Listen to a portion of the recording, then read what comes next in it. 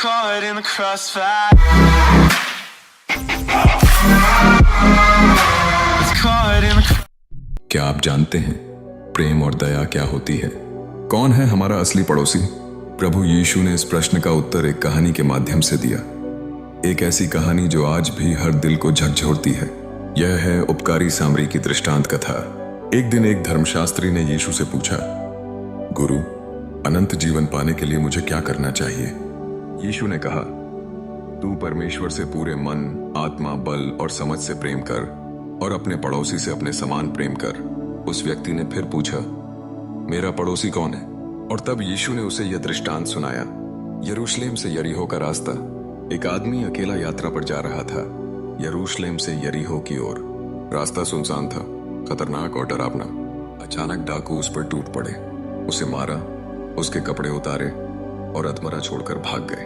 वह आदमी जमीन पर पड़ा रहा, हुलुहान कराहता हुआ, मदद की उम्मीद में। 3 लोग वहां से गुजरे। सबसे पहले आया एक याजक जो मंदिर में सेवा करता था, धार्मिक व्यक्ति। उसने उस घायल आदमी को देखा पर बिना कुछ बोले रास्ता बदलकर चला गया।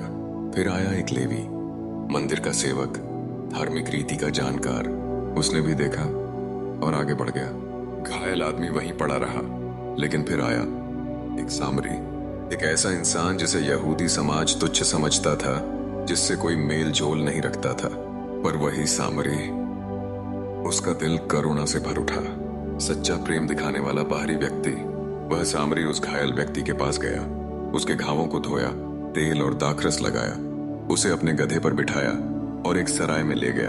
वह पूरी रात उसका ध्यान रखता रहा। सुबह जब जाने लगा तो सराय वाले को पैसे देते हुए बोला, इसका पूरा ध्यान रखना और अगर ज्यादा खर्च हो तो मैं लौट कर चुका दूंगा।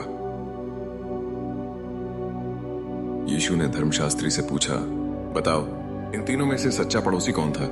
उत्तर आया, वही जिसने उस पर दया की। तब यीशु ने कहा, जा और तू भी ऐसा ही कर। सीख क्या है? यह कहानी सिखाती है कि सच्चा धर्म केवल वचन और पूजा तक सीमित नहीं है। वह जमीन पर उतरकर प्रेम और दया दिखाने से साबित होता है। जिससे हम उम्मीद रखते हैं शायद वो मदद ना करे, पर जिसको हम अनदेखा करते हैं वही परमेश्वर का सेवक बन जाए। सच्चा पड़ोसी वह है जो दर्द में रुक जाए, जो घावों को धोए और यह ना पूछे कि तू कौन है, बल्कि यह कहे, तू मेरा है।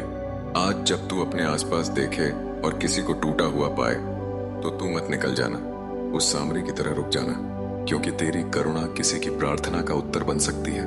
जा और तू भी ऐसा ही कर। आमीन।